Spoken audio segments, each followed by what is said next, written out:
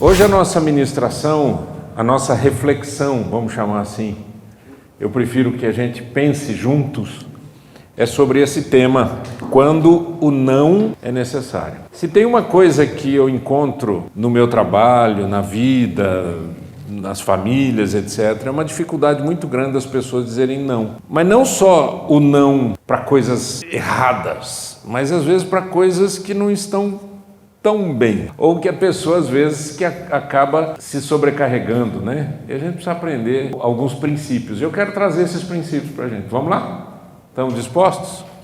Então vamos. Deixa eu só conectar aqui direito, aqui. Primeiro é o não que protege o propósito. O que é o não que protege o propósito? A primeira coisa que eu tenho que pensar na minha vida é a seguinte: qual é o propósito da minha vida? Esses dias eu perguntei para uma pessoa, médico, uma pessoa culta, eu disse: qual é o propósito da sua vida? Ele ficou, enrolou, rodou, foi, voltou. Eu não estou preparado para responder essa pergunta. E é triste você ver que a maioria de nós homens segue um caminho simplesmente porque é o caminho.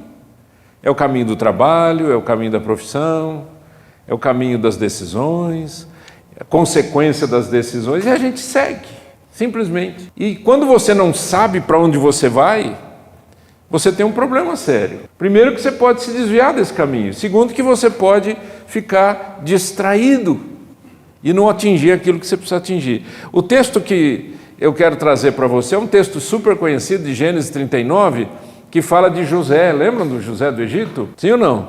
Sim. Obrigado. Aí diz lá que depois de algum tempo a mulher de Potifar era o homem que tinha dado abrigo para esse escravo chamado José, tá certo? Tinha comprado José. A mulher desse homem pôs os olhos em José e lhe disse: venha para a cama comigo. Ele, porém, recusou e disse à mulher do seu dono: escute, o meu senhor não se preocupa com nada do que existe nessa casa, porque eu estou aqui. Tudo o que tem, ele passou às minhas mãos. Não há ninguém nessa casa que esteja acima de mim. Ele não me vedou nada, a não ser a senhora, porque é a mulher dele. Como, pois, eu cometeria tamanha maldade e pecaria contra Deus?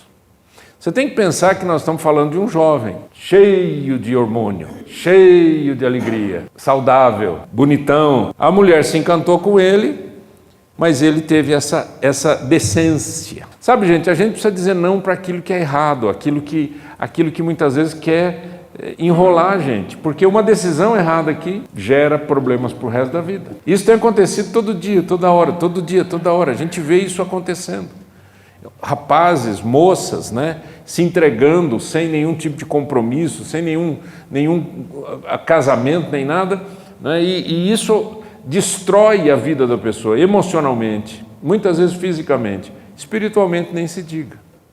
Então veja que interessante, o homem que sabe para onde vai, sabe o que deve recusar. Concorda ou não com essa frase? O homem que sabe para onde vai, sabe o que deve recusar. E dizer não ao pecado é dizer sim ao propósito divino. Ele tinha um propósito, José. Não vou contar a história inteira de José aqui, né, que a gente precisaria ficar aqui um tempão. Mas ele tinha um propósito. E o maior propósito dele estava escrito aqui, ó. Ele diz: como que eu pecaria contra Deus? Como que eu iria fazer uma coisa como essa? Eu tenho o propósito de agradar a Deus. Quando você tem o propósito de agradar a Deus, você não cai nesses enganos, nesses engodos. Você se cuida. A verdade é que nós homens fomos criados numa sociedade que é uma sociedade que não liga para nada. Agora, você imagina hoje em dia, eu fico pensando na minha época. Na minha época, homem que é homem faz isso, homem que é homem faz aquilo, certo? Homem que é homem não deixa passar uma oportunidade de uma menina bonita, não sei o quê. Isso na minha época. Você imagina hoje, que as meninas falam assim. As meninas falam assim. Se antes você tinha os meninos dizendo assim: não, porque eu sou homem, aqui eu fico uma, fico com outra, fico com outra. Hoje são as meninas que fazem isso. E isso está destruindo a família, destruindo a sociedade, e isso é orquestrado. Existe toda uma filosofia e uma ideologia por detrás, que é a ideologia de destruição da família. Pensa como é sério isso, né? Olha só o que a Bíblia diz. Primeira coisa, Tito 2, 11 e 12 diz: porque a graça de Deus se manifestou, trazendo salvação a todos. Ela, a graça de Deus, nos educa, para que, renegadas a impiedade e as paixões mundanas, vivamos nesse mundo de forma sensata, justa e piedosa. Como é que eu rejeito a tentação? Com a graça de Deus. Não é força humana, não é força humana.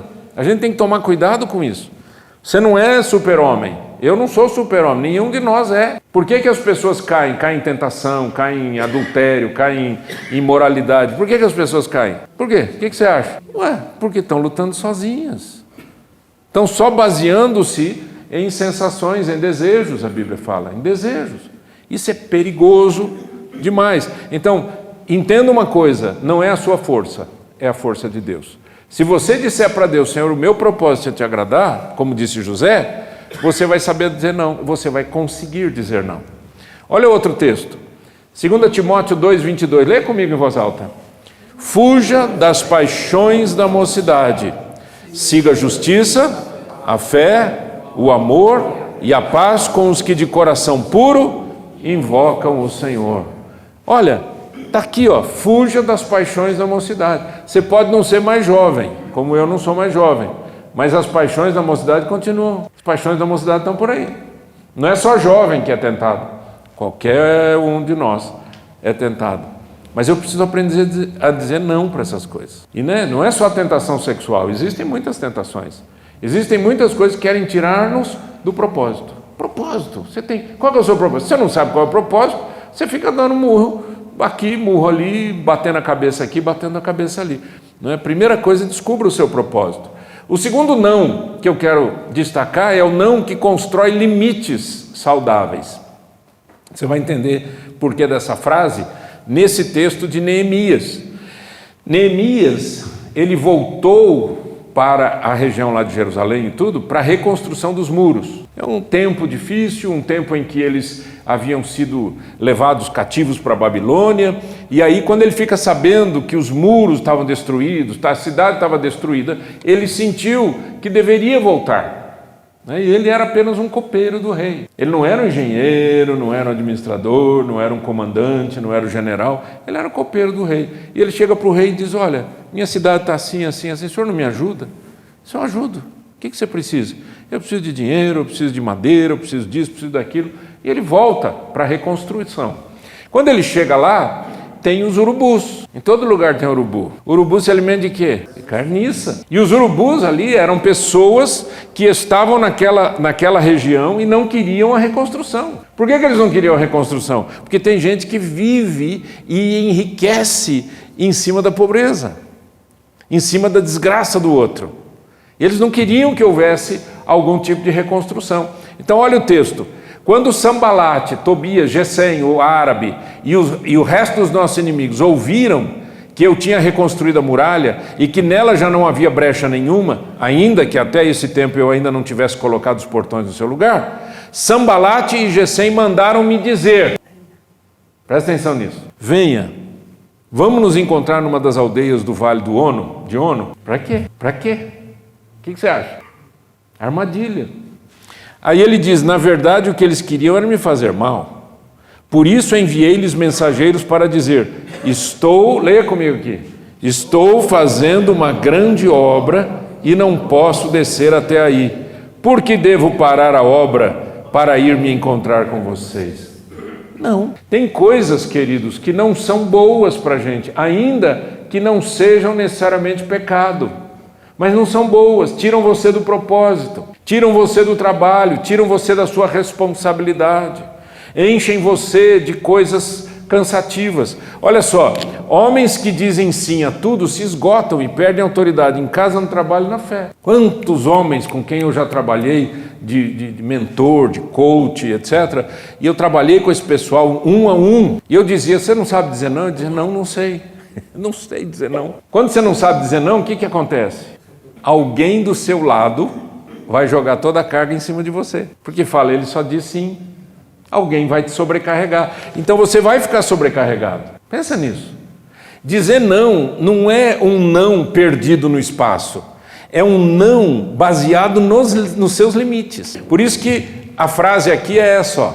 O não que constrói limites. Eu preciso construir limites na minha vida. Tem certas coisas que eu consigo fazer, tem certas coisas que eu não consigo fazer. E não adianta eu falar que vou fazer, porque se eu falar que vou fazer, eu vou me sobrecarregar. E se eu me sobrecarregar, eu posso ficar doente. Como eu fiquei com 38 anos de idade. E eu tive um burnout. E quando eu parei para pensar, começar a pensar o que tinha acontecido comigo, 38.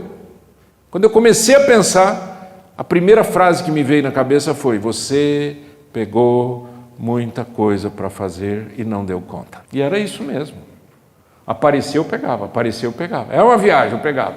Nós estamos precisando que você escreva um artigo, eu pegava. A gente está precisando, vem. Tem uma conferência, eu vou. Tem a igreja, eu vou. Tem não sei o que, eu vou. Eu ia para tudo. Aprenda a estabelecer limites. Se você não estabelecer limites, o que acontece com um ambiente que não tem cerca? Vamos falar assim, né? Bem pobre falar assim, mas um ambiente que não tem cerca, o que pode acontecer? É terra de ninguém, qualquer um entra. E é isso que acontece com a gente emocionalmente. As pessoas, elas acabam invadindo o nosso espaço. E aquilo que você gostaria de preservar, sua vida, sua saúde, sua moral, sua honra, muitas vezes você entrega de mão beijada, porque você não soube falar não. Não soube estabelecer limites. Não responda para mim, não responda para mim, não levante a mão, tá? Você sabe dizer não? Quando sobrecarrega, você sabe dizer não? Quais são os seus limites? Primeira coisa que você precisa saber é para onde você vai, qual é o seu propósito. Segunda coisa que você precisa saber é quais são os seus limites. Porque quando você começa a descobrir os seus limites, o que acaba acontecendo é que você vai discernindo aquilo que é bom daquilo que não é bom. Esses caras falam: vamos tomar um café. Aqui, vamos nos encontrar numas aldeias, vamos tomar um café juntos? Ele disse assim: esses caras estão armando para mim, porque eles estão daqui, eles querem continuar na pobreza, eles eram contra a reconstrução dos muros, esses caras não estão de brincadeira, eles querem me matar. Ele falou: eu estou fazendo uma grande obra, eu não vou me desviar do meu propósito e vou ficar firme. Aprender a dizer não para agradar a Deus e não apenas para agradar as pessoas. Aprenda a dizer não para agradar a Deus e não as pessoas. Faz sentido isso que nós estamos falando? Porque às vezes você diz assim: não, eu vou, as pessoas estão esperando isso de mim. É muito comum, né? As pessoas estão esperando isso de mim. Eu gosto de fazer umas perguntas assim. Se alguém fala assim para mim: as pessoas estão esperando isso de mim, sabe qual é a pergunta que eu faço? Quem? Cite o nome dessas pessoas. E ninguém sabe. Ninguém sabe porque é uma neurose, uma loucura que passa na nossa cabeça, que diz assim: não, as pessoas estão esperando de mim. Quem? As pessoas. Quem? Me dá o nome. Não é ninguém. Isso está dentro de você. Você precisa aprender a respeitar os seus limites. Faz sentido, pessoal? No trabalho, mesma coisa. Na família, mesma coisa. Tem que saber respeitar os seus limites. Eu posso. Não posso. Sem dor, não é? Porque um não dito com polidez, com educação, é uma segurança também para outra pessoa. Se eu chego para você e você não quer fazer isso aí para mim, eu não posso fazer. Você me deu uma segurança. Agora, você fala que pode e não faz, você criou um problema para mim, porque você prometeu fazer. Só que aí você criou um problema para você, porque você prometeu fazer. O outro não é o não que fortalece a masculinidade bíblica. Gente, deixa eu falar uma coisa para você. Ser másculo não é dar murro nos outros, não é ser machão. Ser másculo significa assumir o que Deus te deu. Você sabe como que eu identifico essa coisa de identidade de gênero, essa coisa assim, eu me sinto assim, eu me identifico com isso, eu me identifico com aquilo. Sabe como é que eu enxergo isso espiritualmente, teologicamente? Rebeldia contra Deus. Porque Deus fez o homem fez a mulher, mulher. Aí a pessoa diz: eu não quero ser homem, eu não quero ser mulher. Está contra quem? Contra quem criou. Olha só, o não que fortalece a masculinidade faz a gente pensar nesse texto aqui. Lê comigo, 1 Coríntios 16. Fiquem alertas, permaneçam firmes na fé, mostrem coragem, sejam fortes, façam todas as coisas com amor. Homem que é homem não é animal. Homem que é homem não tem aquele instinto de macho bravo. Não é isso. Homem que é homem vive como homem, como Deus te fez. Agora, tem características de homem que a gente não pode abrir mão. Proteção da família. Por isso que eu comprei uma arma. Eu não estou falando disso. Eu não estou falando de arma, não estou falando de espada, não estou falando... Eu estou falando de proteção. Você tem que ser forte, firme na fé, firme na moral, firme na honra, firme na dignidade, para proteger a sua casa. Para os seus filhos olharem para você e falarem, eu quero ser como papai. E a menina, filha, olhar para você e falar assim, eu quero casar com um homem igual meu pai. E não procurar qualquer coisa por aí, simplesmente porque está precisando de um pai que não teve. Seja firme, cara. Permaneça nos seus valores. O que Deus acha disso? Pastor, não sei, nunca falou comigo. Falou. Tem um livro, antigamente era preto, agora é marrom, verde, branco, a cor que você quiser. Inclusive está no celular, chama-se Bíblia. É o livro de Deus para a sua vida. Eu não leio a Bíblia não, porque eu já ouvi falar que quem lê a Bíblia muito assim, fica lendo assim, fica meio louco. Louco é quem falou isso para você. E louco é você de não ler o livro mais sábio, mais importante da face da terra. Louco é você achar que sozinho você aguenta a barra. Quem é que aguenta a barra sozinho? Fala para mim. Ninguém. Sozinho não, cara. Não fica sozinho. Mas não são os amigos também. Não é a família também. É o Senhor na sua vida. Assuma isso. Aprenda. Aprenda. Por isso que ele fala aqui, permaneça firme na fé. Fique firme. Quais são os seus valores? O que você acredita? Viva o que você acredita. Não queira agradar todo mundo. Parece um camaleão. Você já viu camaleão? É a coisa mais linda do mundo, o animal. O animal. É lindo. Ele põe a patinha assim no branco, fica branco. Ele põe a patinha no preto, fica preto. Ele põe a patinha no vermelho, fica vermelho. É uma coisa incrível aquele animal. Mas eu não sou camaleão, não sei se você sabe que você também não é. Deus não nos fez para ficarmos assumindo a personalidade dos outros, assumindo a identidade de ninguém, assumindo o jeitão das pessoas e nem para agradar todo mundo. Você não vai conseguir. Sabe quem quer agradar todo mundo fica doente. E também não é o extremão de dizer as pessoas vão ter que engolir quem eu sou. Não é engolir nada, cara. Simplesmente fica firme na sua. Você crê em Deus, crê nos valores espirituais, você tem valores importantes, então tenha coragem. Tenha coragem, coragem. Sabe qual é a maior coragem que um homem pode demonstrar? Sabe qual é? Obedecer a Deus. Essa é a maior coragem que a gente pode... Pular de bungee jump é fácil, pular de paraquedas é fácil. É fácil. É só você querer ir lá e fazer. E qualquer um faz. Qualquer um faz. Qualquer pessoa faz coisas perigosas, qualquer um. Até os mais tolos gostam de fazer coisa perigosa. Mas obedecer a Deus é a maior coragem que você pode demonstrar. Aliás, quando Deus falou com Josué, leia lá no livro de Josué. Quando Deus falou com Josué, Josué ficou no lugar de Moisés, né? Quando Deus falou com Josué, ele disse assim, que você tenha coragem de obedecer todas as coisas que eu tenho mandado. Coragem para obedecer. É isso que você precisa. Você quer ser um líder? Tenha coragem. Mas não é coragem para dar tapa nos outros, não é coragem para sair gritando com todo mundo, não é coragem para achar que você é o cara. Coragem para obedecer a Deus. E muitas vezes Deus vai falar assim, não quero que você fale nada, eu quero que você vá orar. E você vai orar. Mas aquele cara lá, o que ele fez para mim, ele vai ver, eu vou matar ele. Isso não é coragem. Qualquer tolo faz isso. Coragem é você dobrar os joelhos e falar com Deus a respeito daquela situação. Na prática, o homem de Deus é chamado a resistir a um conformismo. Romanos 12:2 diz, o Senhor diz, e não vos conformeis com este século, mas transformai-vos pela renovação da vossa mente, para que experimenteis qual seja a boa, agradável e perfeita vontade de Deus. Não permita que a sua mente seja formada, é isso que é conformar, formada pelo mundo. Esse mundo que a gente está vivendo, está difícil de encontrar moralidade, está difícil de encontrar regras corretas, está difícil de encontrar gente séria. Tá ou não está, gente? Está difícil. Agora, se a gente também virar camaleão, o que vira? O que a sua família vai colher? Zero, né? Então, a força do homem não está apenas no que ele conquista, mas no que ele rejeita. Pensa nessa frase. A força de um homem não é só aquilo que ele conquista, mas aquilo que ele rejeita. Quantas pessoas subiram de posição nas empresas porque venderam a alma? Quantas pessoas? Muitas. E venderam a alma quando? Quando elas simplesmente se conformaram. É assim que as coisas são. É assim que as coisas são aqui na empresa. É assim que a gente faz. Se você quiser alguma coisa, você vai ter que fazer isso. Quando alguém chega para mim e diz assim, você é contra a política? Eu digo, eu não sou contra a política.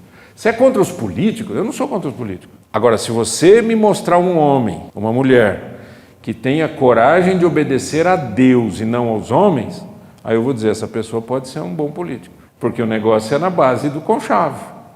É na base do... Tá assim, gente. E outra, é tão escancarado e é tão sujo que ninguém esconde mais. Você vê na notícia... O jornalista chega e diz assim, porque fulano... E então o presidente liberou umas verbas para os deputados, não sei o quê, para aprovação... Já fala! Ninguém esconde mais nada, não. Está tudo aí. Agora, tem gente que olha uma notícia dessa e diz assim, tá vendo? Não adianta a gente ser honesto. Não adianta para quem? Se você quer agradar os homens, entra na dança. Venda sua alma para o diabo. Se você quiser agradar a Deus, resiste ao diabo, ele fugirá de vós. Jesus Cristo e o não necessário. Jesus Cristo e o não necessário. Em Mateus 16, Pedro chamando Jesus chamou os discípulos e falou assim, gente, eu vou contar uma coisa para vocês, eu vou morrer, eu vou ser entregue nas mãos dos judeus e eu vou ser crucificado, eu vou morrer. Aí Pedro chamou Jesus e disse assim, que Deus não permita, Senhor, isso de modo nenhum irá lhe acontecer. Mas Jesus voltando-se disse a Pedro, saia da minha frente, Satanás. Você é para mim uma pedra de tropeço, porque não leva em consideração as coisas de Deus e sim as dos homens. Arreda Satanás. Aí você vai dizer assim, mas por que? Coitadinho do Pedro. Jesus não estava falando com Pedro, Jesus estava falando com Satanás. Está aqui, ó. Nessa tradução diz, sai da minha frente, Satanás. Né? Tem outra tradução que diz, arreda Satanás. Jesus estava falando com Satanás, com o espírito maligno, que estava pondo na cabeça de Pedro uma ideia contrária ao que Jesus tinha falado que iria acontecer. Mas Jesus veio a esse mundo para morrer na cruz. Já parou para pensar nisso? Por isso que eu falo sempre para vocês que Natal não é uma festa definida pela Bíblia. Pode comemorar. Eu não estou dizendo que está errado, que é horrível, que você vai para o inferno por causa disso. Eu estou dizendo, na Bíblia não tem nenhum texto que mostra para a gente que a gente tem que comemorar o nascimento de Jesus.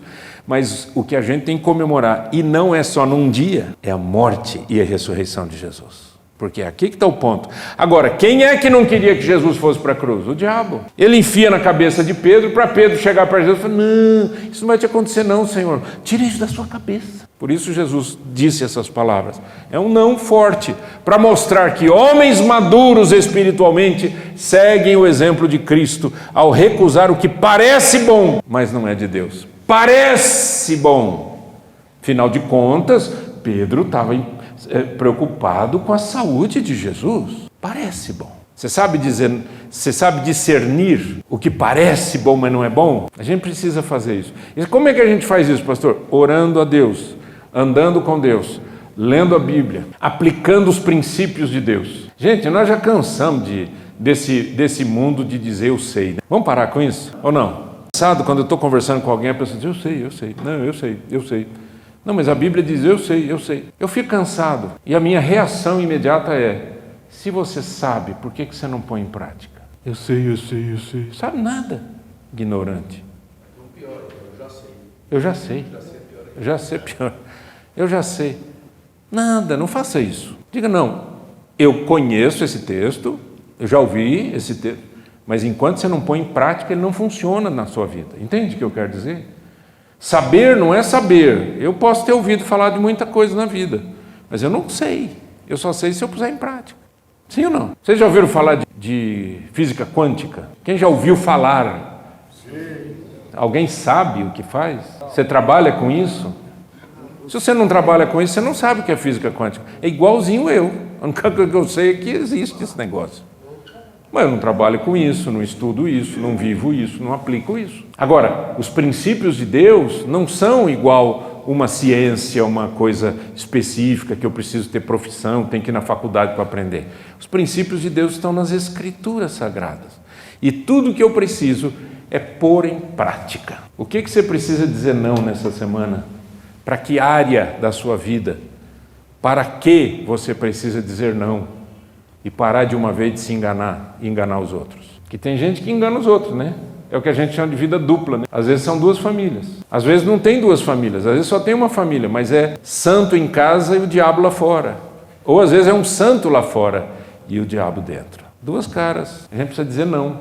Quando você diz não para o erro, você corta e para aquele ciclo.